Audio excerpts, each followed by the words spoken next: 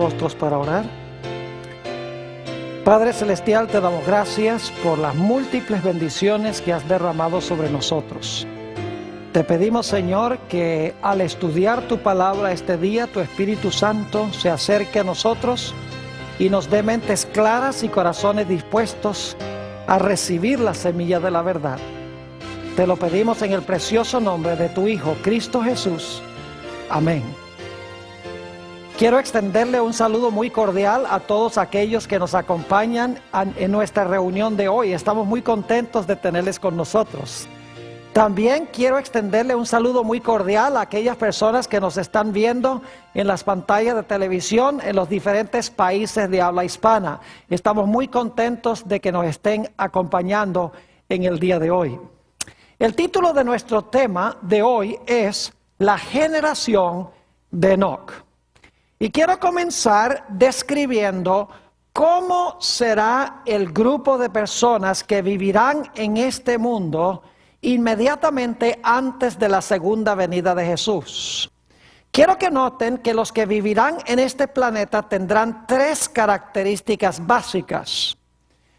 Quiero leer en primer lugar Apocalipsis el capítulo 12 y el versículo 17. Allí hallamos dos de las tres características. Dice allí en Apocalipsis 12 y el versículo 17 lo siguiente: Entonces el dragón se llenó de ira contra la mujer y se fue a hacer guerra contra el resto de la descendencia de ella, los que guardan los mandamientos de Dios y tienen el testimonio de Jesucristo. Notamos aquí que el dragón va a estar airado con el pueblo de Dios, con el remanente final. Y en realidad tienen dos características principales.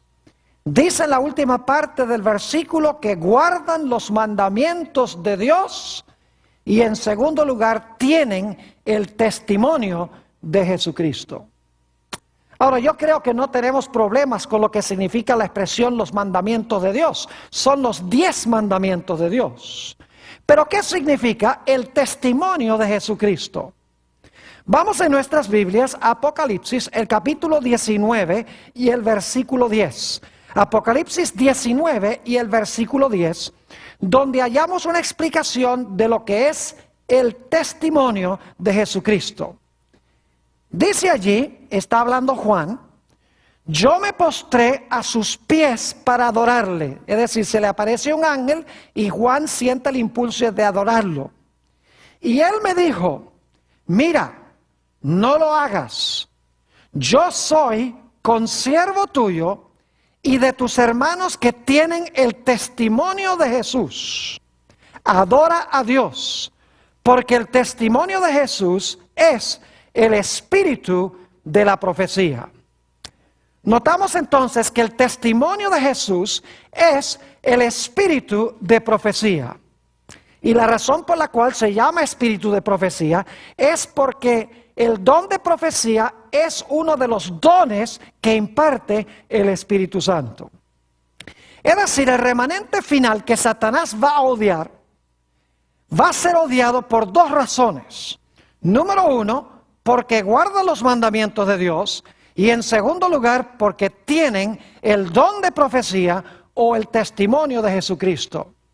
Pero hay una tercera característica que queremos notar en cuanto a esa generación final que va a vivir en este mundo.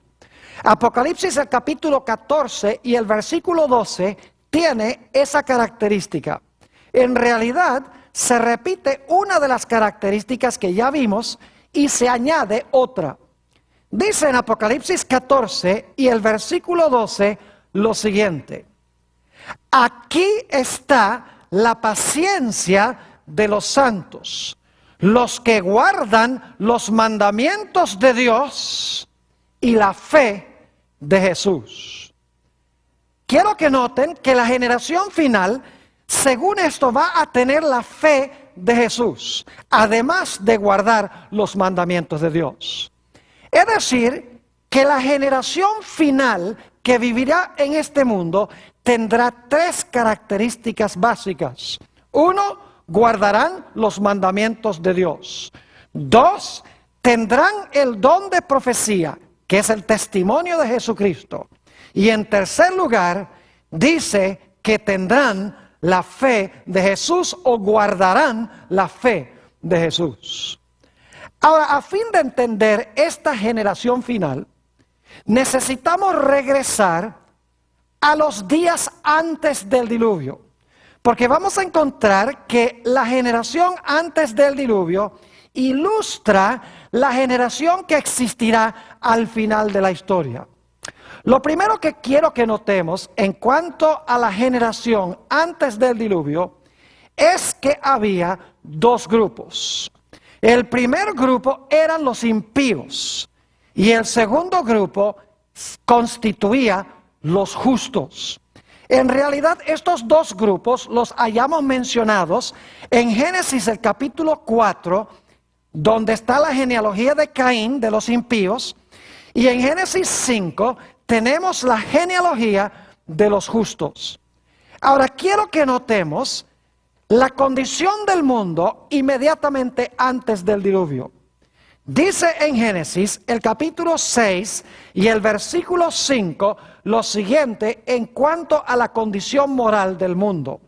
Y leo: y vio Jehová que la maldad de los hombres era mucha en la tierra, y que todo designio de los pensamientos del corazón de ellos era de continuo solamente el mal.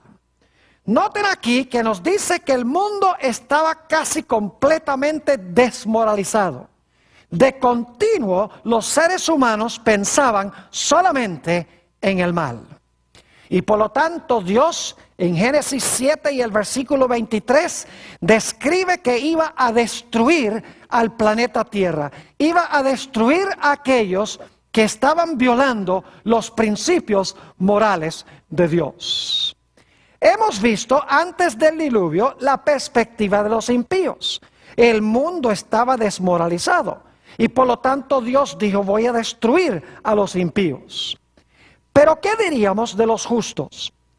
Quiero que notemos que en realidad antes del diluvio había dos diferentes grupos de justos.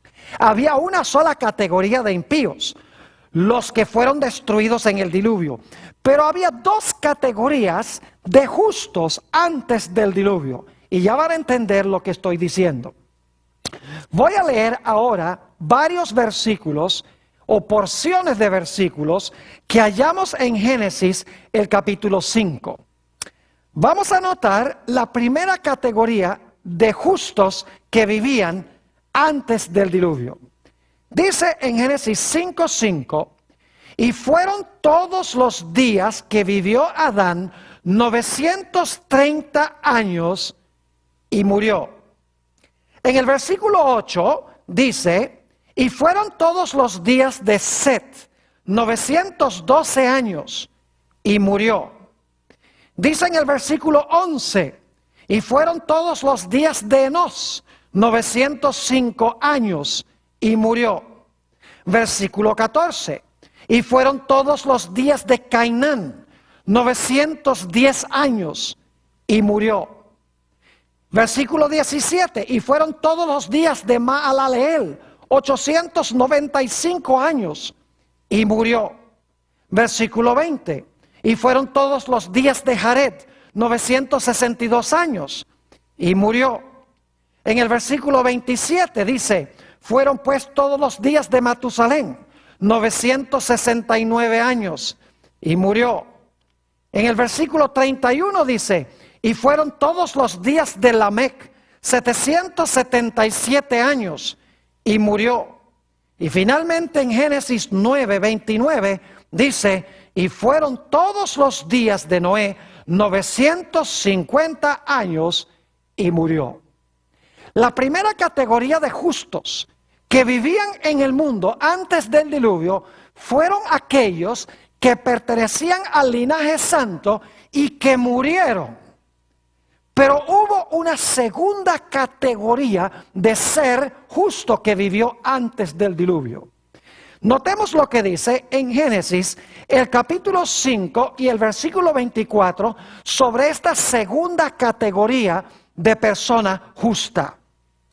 Dice allí en Génesis 5:24 lo siguiente: caminó pues Enoc con Dios y desapareció porque le llevó Dios. Fíjese que en toda la genealogía que leímos, los diversos versículos, dice y murió, y murió, y murió, y murió.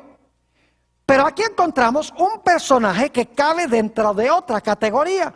Dice que no caminó con Dios y desapareció porque lo llevó Dios. Ahora, en el libro de los Hebreos, el capítulo 11 y el versículo 5, se amplía lo que leímos en Génesis 5:24. Aquí vamos a encontrar que Enoc no murió. Dice allí en Hebreos 11 y el versículo 5, por la fe, Enoc fue traspuesto para no ver muerte y no fue hallado porque lo traspuso Dios. Y antes que fuese traspuesto, tuvo testimonio de haber agradado a Dios. Noten que nos dice que Enoc no sufrió ni siquiera la muerte física. Dios lo traspuso. Es decir, Dios se lo llevó al cielo de entre los vivos. Enoc nunca murió ni siquiera la muerte física. Es decir, en la genealogía de los justos, en Génesis 5, tenemos dos clases de personas justas. Los que murieron antes del diluvio, con la excepción de Noé, que murió después.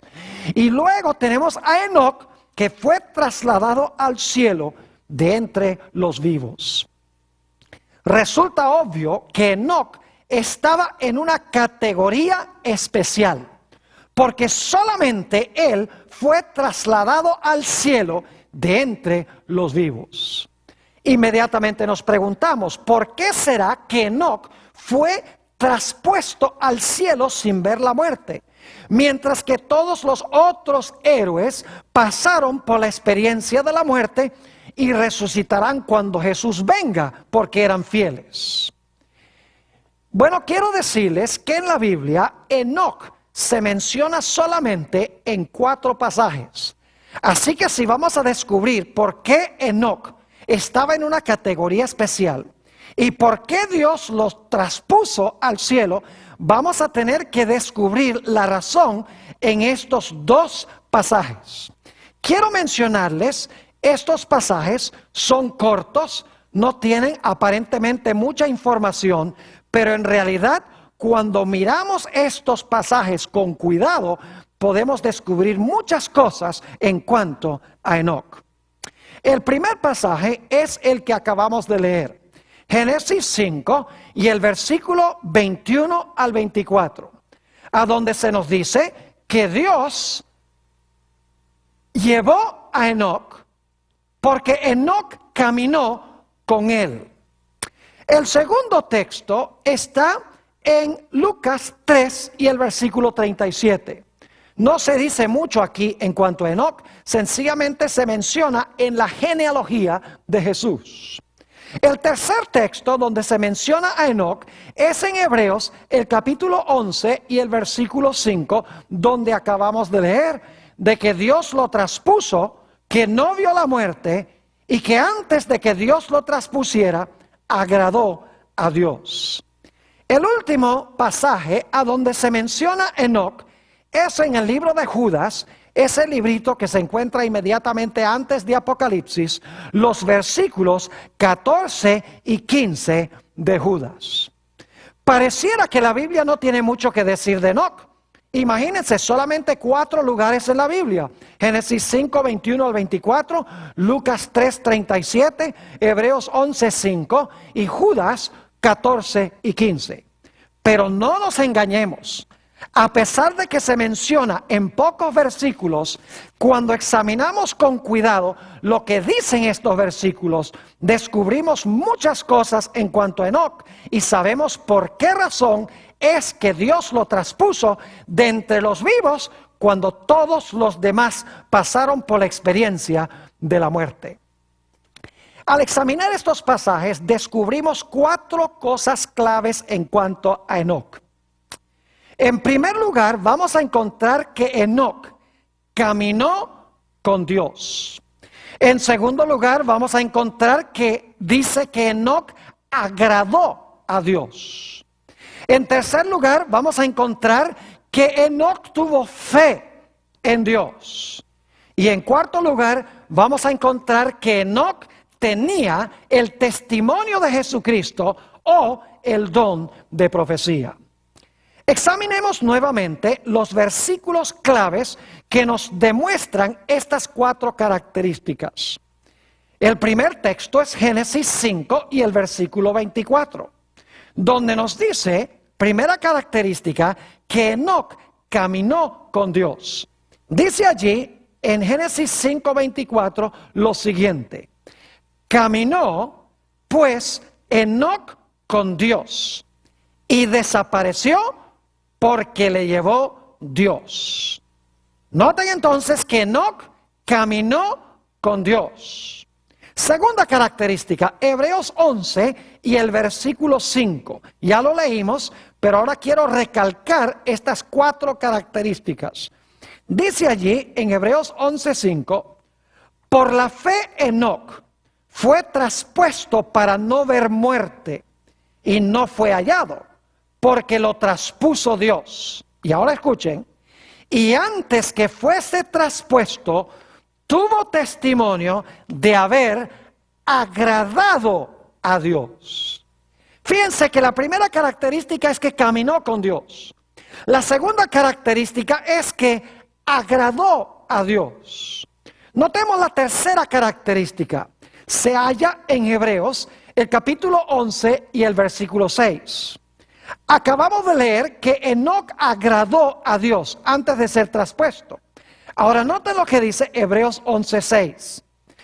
Pero sin fe es imposible agradar a Dios, porque es necesario que el que se acerca a Dios crea que le hay y que es galardonador de los que le buscan. Así que noten que Enoc agradó a Dios y sin fe es imposible agradar a Dios. Es decir, Enoc tenía fe. La cuarta característica, como les mencioné, la hallamos en Judas, el versículo 14 y 15. Saben ustedes que Enoc es el primer personaje en la Biblia que se menciona que haya tenido el don de profecía o el testimonio de Jesucristo. Quiero leer Judas 14 y 15, a donde se habla de Enoc como profeta. Dice allí, de estos también profetizó Enoc, séptimo desde Adán, diciendo, he aquí, vino el Señor con sus santas decenas de millares para hacer juicio contra todos y dejar convictos a todos los impíos de todas sus obras impías que han hecho impíamente y de todas las cosas duras que los pecadores impíos han hablado contra él. Quiero que noten la primera frase del versículo 14. Hablando de los impíos, dice, de estos también profetizó Enoc. Si profetizó, tiene que haber sido profeta. Así que vemos 4 características en cuanto a Enoc. Número 1, caminó con Dios. Número 2, agradó a Dios. Número 3, tuvo fe en Dios. Y número 4, poseía el don de profecía, o lo que la Biblia llama el testimonio de Jesucristo.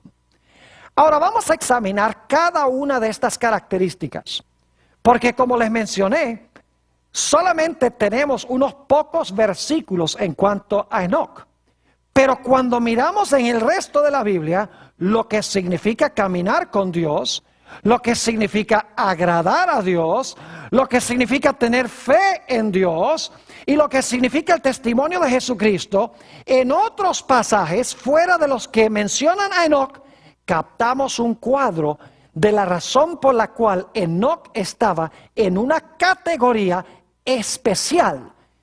Y por esa categoría especial, por esas características especiales, Enoc fue trasladado de entre los vivos, mientras que todos los demás pasaron por la experiencia de la muerte.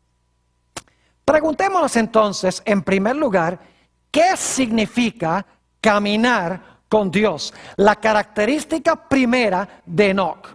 ¿Qué significa caminar con Dios? Vamos a buscar en nuestras Biblias el libro de Amós, el capítulo 3 y el versículo 3.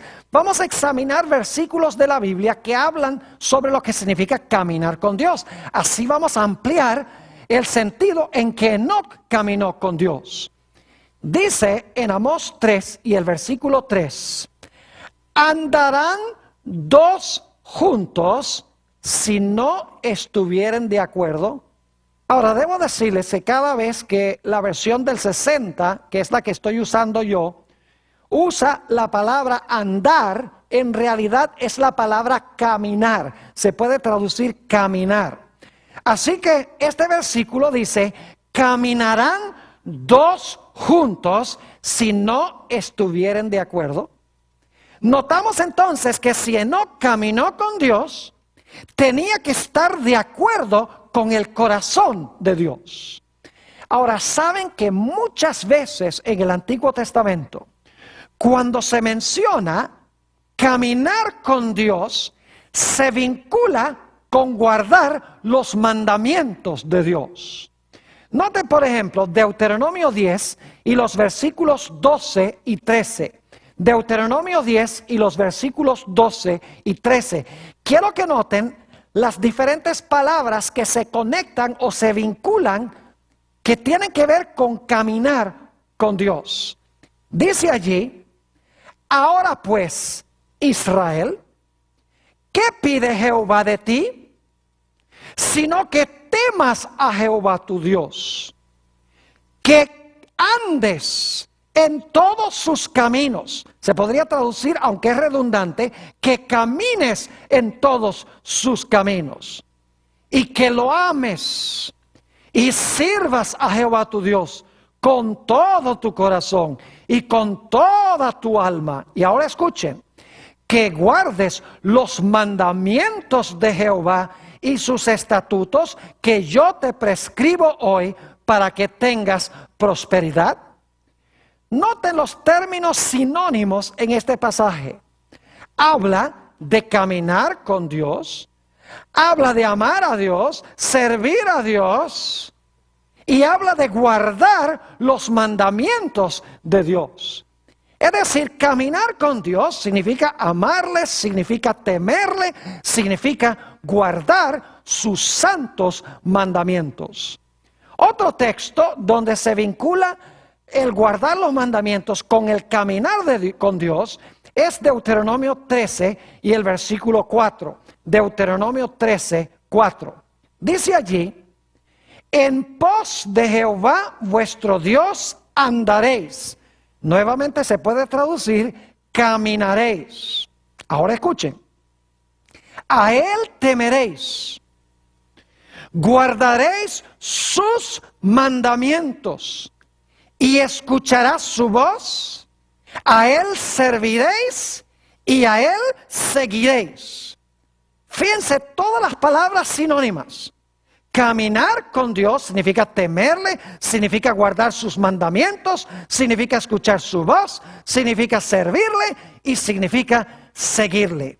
Nuevamente notamos que caminar con Dios se conecta con la idea de guardar la santa ley de Dios, con la obediencia a Dios.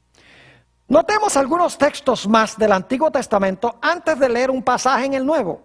El Salmo 78 y el versículo 10. Salmo 78 y el versículo 10. Está hablando aquí del pueblo de Israel, de la rebelión del pueblo de Israel. Y dice aquí, en cuanto a ellos, no guardaron el pacto de Dios, ni quisieron caminar en su ley o andar en su ley. Fíjense nuevamente la idea de caminar en la ley de Dios, de guardar los mandamientos de Dios.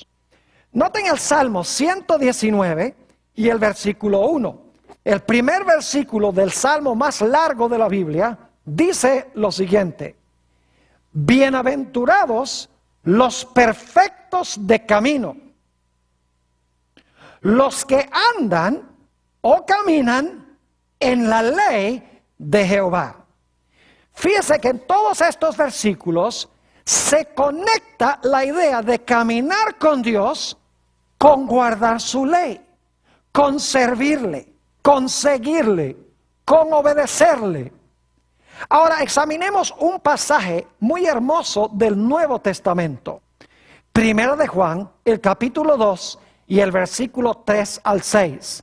Primera de San Juan, el capítulo 2 y el versículo 3 al 6. Noten nuevamente cómo se conecta la idea de caminar con Dios con la idea de guardar los mandamientos de Dios.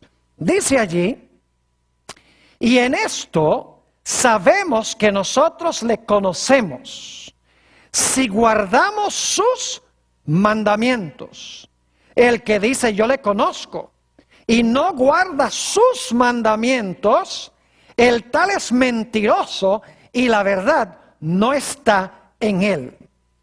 Pero el que guarda su palabra, en este verdaderamente el amor de Dios se ha perfeccionado. Por eso sabemos que estamos en él. Y ahora note la última parte, el versículo 6. El que dice que permanece en él debe andar o caminar como él caminó o como él anduvo. Noten nuevamente la idea de guardar los mandamientos y cómo se conecta con la idea de caminar como él caminó. Es decir, la primera característica de Enoc es que caminó con Dios. Pero al examinar otros textos de la Biblia, notamos que caminar con Dios significa obedecerle, significa guardar sus mandamientos, significa temerle, significa seguirle, significa hacer lo que Dios dice. Es decir, Enoc caminó con Dios en el sentido de que él obedeció a Dios. Él guardó los mandamientos de Dios. Ahora notemos la segunda característica de Enoc. Dice, como leímos anteriormente, que Enoc, antes que fuese traspuesto, agradó a Dios. Ahora yo quiero que ustedes noten que agradar a Dios también se conecta con hacer la voluntad de Dios y con guardar la ley de Dios. Note lo que dice Primera de San Juan, el capítulo 3 y el versículo 22. Primera de San Juan, el capítulo 3 y el versículo 22. Dice allí: y cualquier cosa que pidiéremos, la recibiremos de él. Y ahora escuchen por qué. Porque guardamos sus mandamientos, y ahora escuchen, y hacemos las cosas que son agradables delante de él. Fíjense cómo se conecta hacer lo que es agradable delante de Dios con la idea de guardar sus mandamientos. Es decir, cualquier cosa que le pedimos a Dios, Él nos la da, porque guardamos sus mandamientos, que es lo mismo que hacer lo que es agradable delante de Él. Noten también San Juan 8 y el versículo 29. Aquí se está hablando de Jesús. Es más, Jesús es el que está hablando.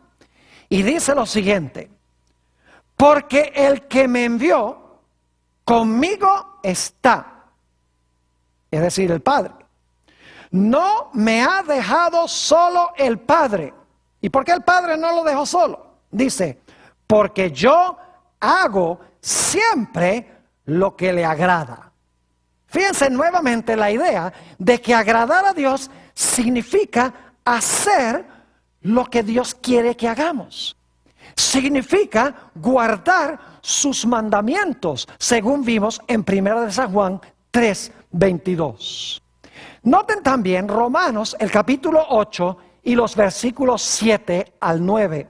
Romanos 8, 7 al 9. ¿Saben que en la Biblia los que viven conforme a la carne son los que pisotean la ley de Dios? Mientras que los que viven conforme al Espíritu son los que obedecen la ley de Dios. Fíjense lo que dice Romanos 8, 7 y 9. Dice el apóstol Pablo: por cuanto los designios de la carne son enemistad contra Dios. Y ahora escuchen. Porque no se sujetan a la ley de Dios, ahí están los mandamientos, no se sujetan a la ley de Dios, ni tampoco pueden. Y ahora escuchen. Y los que viven según la carne no pueden agradar a Dios. Es decir, los que viven conforme a la carne no se sujetan a la ley de Dios. Y por lo tanto no pueden agradar a Dios. ¿Saben ustedes que el apóstol Pablo nos describe las obras de la carne en el libro de Gálatas, el capítulo 5? Y mirando con cuidado esta lista, nos damos cuenta que cada uno de los pecados que él menciona es una violación de uno de los 10 mandamientos. Estas son las cosas que menciona: adulterio, fornicación, inmundicia, lascivia, idolatría, hechicerías, enemistades, pleitos, celos, iras, contiendas, disensiones, herejías, envidias, homicidios, borracheras, orgías y cosas semejantes a estas. Si tuviéramos tiempo, analizaríamos cada una de estas palabras y nos daríamos cuenta que las obras de la carne son violaciones de la ley de Dios, porque la carne no se sujeta a la ley de Dios, ni tampoco puede. Quiero leerles una cita que encontramos en Patriarcas y Profetas, página 72. Este es nuestro otro libro texto, además del libro de Génesis, en este seminario.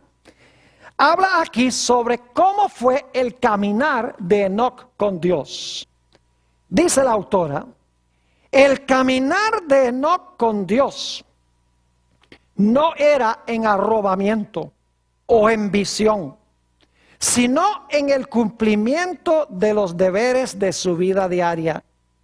No se aisló de la gente, convirtiéndose en ermitaño, pues tenía una obra que hacer para Dios en el mundo, en el seno de la familia y en sus relaciones con los hombres, ora como esposo o padre, ora como amigo o ciudadano. Fue firme y constante siervo de Dios. Hemos visto entonces que Enoc caminó con Dios, que se conecta con guardar los mandamientos de Dios. Nos dimos cuenta que también agradó a Dios, que se vincula al igual con guardar la ley de Dios, con obedecer la voluntad de Dios. Pero Enoc tenía una tercera característica. Enoc tenía fe. Note lo que dice en Hebreos el capítulo 11 y el versículo 1 sobre lo que es la fe. Nos dimos cuenta en Hebreos 11:6 que dice que sin fe es imposible agradar a Dios. Y en el versículo anterior dice que Enoc agradó a Dios. Ahora, si Enoc agradó a Dios y sin fe es imposible agradar a Dios, entonces Enoc era un hombre de gran fe. Pero surge la pregunta: ¿qué es la fe que tuvo Enoc? ¿En qué tuvo fe? Noten Hebreos el capítulo 11 y el versículo 1, a donde tenemos la definición de la fe que tenía Enoc. Dice allí: es pues la fe la certeza de lo que se espera, la convicción de lo que no se ve. Ahora inmediatamente nos preguntamos: ¿qué es lo que estaba esperando Enoc? ¿Qué es lo que Enoc no podía ver con sus ojos, que podía ver a través de la fe? No cabe duda alguna, como hemos estudiado en un tema anterior, de que Enoc miraba hacia la ciudad cuyo constructor y artífice era Dios. Aunque el cuerpo de Enoc estaba en la tierra, aunque cumplía todos los deberes diarios fielmente, aunque buscaba agradar a Dios a cada instante, aunque guardaba los mandamientos de Dios, mientras caminaba en la tierra, en la voluntad de Dios, el cuerpo de Enoc estaba en la tierra, pero su mente estaba en el cielo. Él miraba hacia la ciudad que él esperaba en el futuro. Él tenía la convicción de que ese mundo era real, aunque no lo podía ver con sus ojos físicos. Es decir, tenía fe en el reino venidero. Anhelaba estar con Jesús en esa patria. No podía concebir de caminar más en este mundo espiritualmente con Dios. Quería caminar en la santa ciudad físicamente con Dios. En Patriarcas y Profetas, la página 75, encontramos la declaración de la misma autora sobre la experiencia de Enoc. Dice allí: pero el corazón de Enoc estaba puesto en los tesoros eternos. Fíjense eso, el corazón de Enoc estaba puesto en los tesoros eternos. Había contemplado la ciudad celestial. Había visto al Rey en su gloria en medio de Sión. Su mente, su corazón y su conversación se concentraban en el cielo. Cuanto mayor era la iniquidad prevaleciente, tanto más intensa era su nostalgia del hogar de Dios. Mientras estaba aún en la tierra, vivió por la fe en el reino de luz. Entonces estamos viendo que la generación final que vivirá en este mundo tendrá las mismas características que Enoc. Es decir, será un grupo que caminará con Dios, que significa que guardarán su ley. Será un grupo que agradará a Dios. Es decir, no van a vivir conforme a la carne, sino conforme al Espíritu. No van a contrariar la ley de Dios, sino que van a guardar la santa ley de Dios. Y nos hemos dado cuenta que también van a tener la fe que tenía Enoc. Se van a cansar de este mundo. No pueden concebir de vivir un solo día más aquí sin estar en la patria con Jesús. Pero Enoc poseía una cuarta característica, la que se menciona en Judas 14 y 15. Enoc tenía el testimonio de Jesucristo.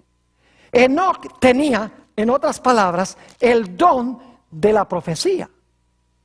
Lo vimos en el libro de Judas, los versículos 14 y 15, donde dice que Enoc fue séptimo desde Adán y profetizó en cuanto a la maldad del mundo y cómo el mundo iba a ser destruido por causa de esa maldad.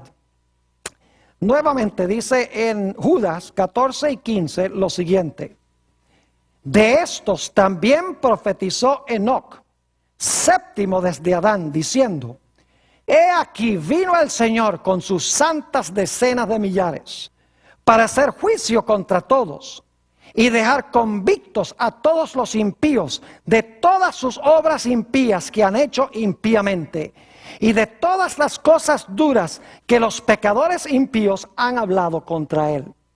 Noten que no solamente vivía Enoc una vida santa, sino a través del don de profecía desenmascaró y amonestó al mundo por causa de su maldad y le advirtió al mundo que cambiaran sus caminos por el poder de Dios, o si no, Dios iba a venir en juicio en contra de ellos. En el libro Patriarcas y Profetas, la página 73, encontramos esta declaración en cuanto al don profético que tenía Enoc. Dice: por medio de santos ángeles, Dios reveló a Enoc su propósito de destruir al mundo mediante un diluvio. Y también le hizo más manifiesto el plan de la redención. mediante el espíritu de profecía, lo llevó a través de las generaciones que vivirían después del diluvio y le mostró los grandes eventos relacionados con la segunda venida de Cristo y el fin del mundo. Es decir, Enoc caminó con Dios. Enoc agradó a Dios. Enoc tenía fe en Dios. Enoc tenía el don de profecía. Su vida santa desenmascaraba el pecado de la civilización de aquella época. Y bajo inspiración del espíritu de profecía, habló en contra del pecado y llamó al mundo a arrepentirse. En la misma página 75 de Patriarcas y Profetas encontramos esta declaración: bienaventurados los de limpio corazón, porque ellos verán a Dios. Durante 300 años, Enoc buscó la pureza del alma para estar en armonía con el cielo. Durante 3 siglos caminó con Dios. Día tras día anheló una unión más íntima. Esa comunión se hizo más y más estrecha hasta que Dios lo llevó consigo. Había llegado al umbral del mundo eterno, a un paso de la tierra de los bienaventurados. Se le abrieron los portales y, continuando su caminar con Dios, tanto tiempo proseguido en la tierra, entró por las puertas de la santa ciudad. Fue el primero de los hombres que llegó allí. Ahora, hemos hablado sobre Enoc. Ahora quiero dedicar los minutos que nos quedan para hablar de la generación final que vivirá en este mundo. ¿Saben ustedes que Enoc es un símbolo o una ilustración de aquellos que vivirán en este mundo en los últimos días? Comenzamos nuestro estudio esta noche leyendo algunos versículos de Apocalipsis 12 y 14. Nos dimos cuenta en Apocalipsis 12, 17 que el dragón se airó contra el remanente de la simiente de la mujer porque guardaban los mandamientos de Dios y tenían el testimonio de Jesús, que es el don de profecía. 2 de las características que tenía Enoc. Y en el capítulo 14 y el versículo 12 nos dimos cuenta que la generación final que vivirá en este mundo va a tener la fe, no cualquier clase de fe, sino la fe que tenía Jesús.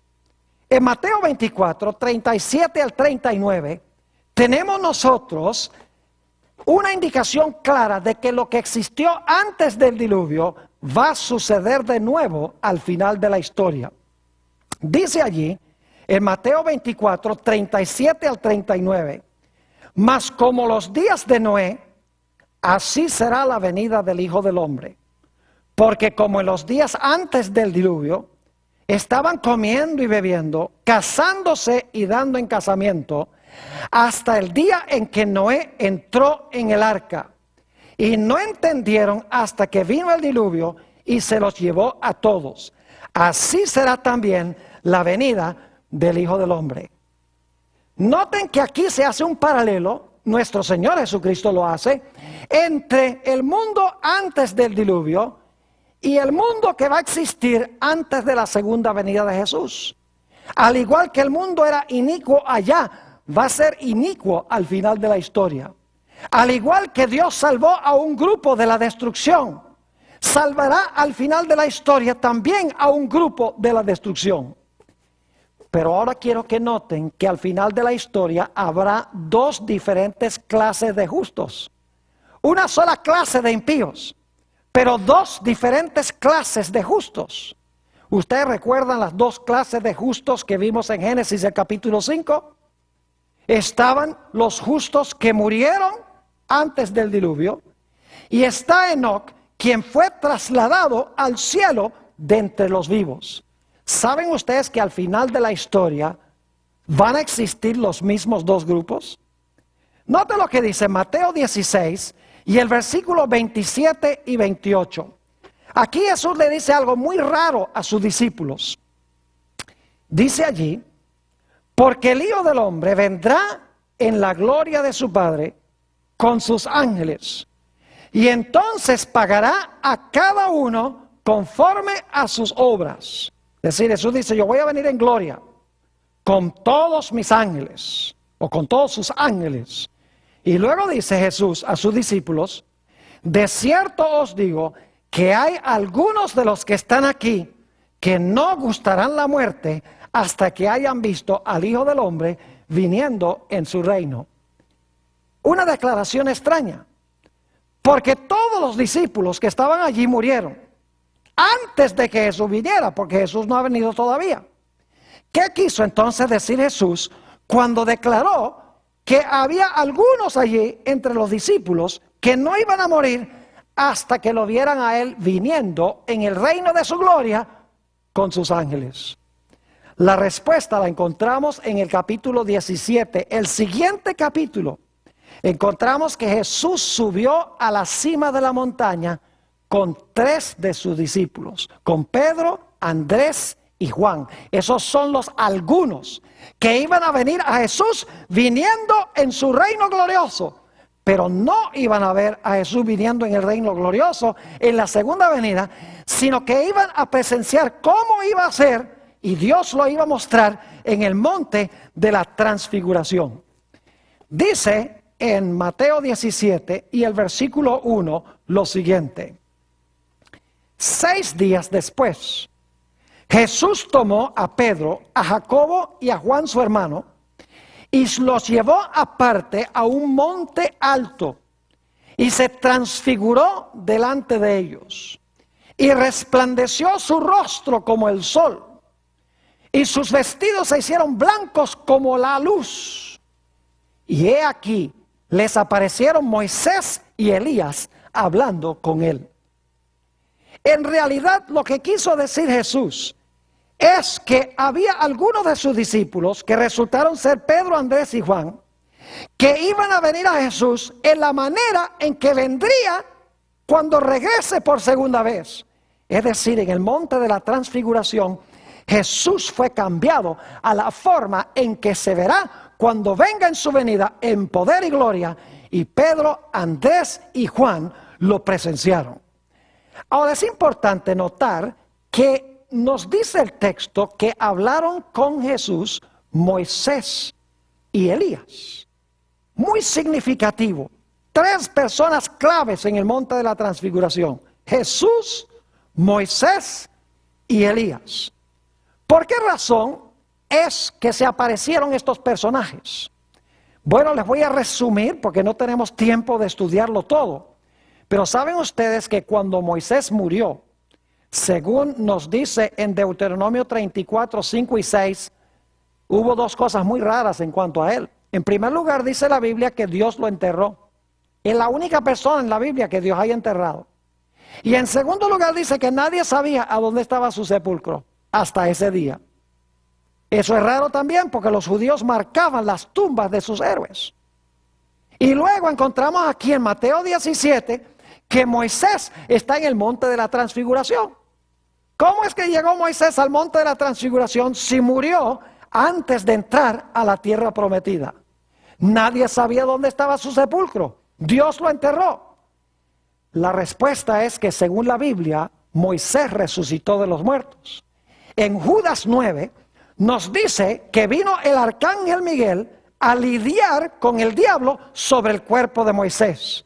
Es decir, Miguel había venido para llamar a Moisés del sepulcro, para entonces llevarse a Moisés al cielo. Y por eso es que Moisés descendió del cielo en el monte de la transfiguración.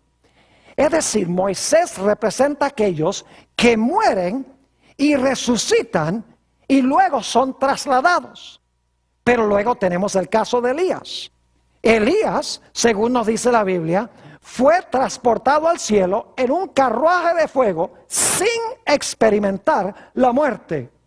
Elías, en otras palabras, representa a aquellos que serán trasladados al cielo de entre los vivos. Es decir, no van a morir antes de que Jesús venga. Y claro, el que va a resucitar a los que murieron en Cristo y el que va a transformar a los que están vivos cuando Jesús venga es Jesús mismo. Leámoslo en los escritos del apóstol Pablo, Primera de Tesalonicenses, el capítulo 4 y el versículo 16 al 18. Dice allí el apóstol Pablo, hablando de la segunda venida de Jesús: porque el Señor mismo, con voz de mando, con voz de arcángel, con trompeta de Dios, descenderá del cielo, y los muertos en Cristo resucitarán primero. Esos son los representados por Moisés, quien murió y resucitó. Luego sigue diciendo, luego nosotros, los que vivimos, esos son representados por Enoc, los que hayamos quedado, seremos arrebatados juntamente con ellos en las nubes para recibir al Señor en el aire, y así estaremos siempre con el Señor. Es decir, que tenemos la misma representación al final que hubo en los días de Enoc. Tenemos dos grupos de justos: los que van a morir y resucitar para encontrarse con Jesús en las nubes, y aquellos que van a ser trasladados al cielo de entre los vivos como Enoc. Ahora, no podría concluir este tema sin recalcar y enfatizar que el Nuevo Testamento nos indica repetidas veces que los que van a estar vivos cuando el Señor Jesucristo venga van a tener un carácter muy especial. Van a ser como Enoc, van a guardar los mandamientos de Dios. Su único interés en la vida va a ser agradar a Dios. Van a tener también el don de la profecía para desenmascarar el mal en el mundo y llamar a los impíos al arrepentimiento. Van a tener la fe de Jesús, una fe inquebrantable. Aunque sus cuerpos van a estar en la tierra, sus mentes van a estar con Jesús en la patria celestial. Y no van a soportar la idea de vivir un solo día más aquí en este planeta. Vez tras vez, el Nuevo Testamento enfatiza que se necesita una preparación especial, como la que tuvo Enoc, para estar vivo cuando el Señor Jesucristo regrese en poder y gloria. Permítame mencionarles algunos de esos versículos. San Mateo 5 y el versículo 8 dice: bienaventurados los de limpio corazón, o los de puro corazón, porque ellos verán a Dios. Note lo que dice el libro de los Hebreos, el capítulo 12 y el versículo 14. Hebreos, el capítulo 12 y el versículo 14. Hablando de los que van a vivir en este planeta en los últimos días, los que van a ver al Señor, dice: seguid la paz con todos y la santidad, sin la cual nadie verá al Señor. Es decir, el pueblo de Dios va a desarrollar como Enoc la santidad, sin la cual nadie verá al Señor cuando venga. Noten Efesios, el capítulo 5, vez tras vez encontramos esta idea de que la iglesia final, la que va a pasar por la tribulación, los que van a estar vivos, van a tener un carácter limpio, especial, van a guardar la ley de Dios, van a agradar a Dios, van a predicar al mundo el arrepentimiento de las obras impías, y van a tener una fe inquebrantable como la que tuvo Enoc, y van a ser trasladados de entre los vivos. Dice en Efesios 5 y el versículo 25: maridos, amad a vuestras mujeres, así como Cristo amó a la iglesia y se entregó a sí mismo por ella. Y ahora fíjense por qué se entregó Jesús: para santificarla, habiéndola purificado en el lavamiento del agua por la palabra, a fin de presentársela a sí mismo una iglesia gloriosa, que no tuviese mancha, ni arruga, ni cosa semejante, sino que fuese santa y sin mancha. Fíjese la característica que se da de este grupo en Apocalipsis, el capítulo 14 y el versículo 5. Dice en cuanto a este grupo: y en sus bocas no fue hallada mentira, pues son sin mancha delante del trono de Dios. Vamos a necesitar estar muy cerca de Dios para pasar victoriosamente por la tribulación final.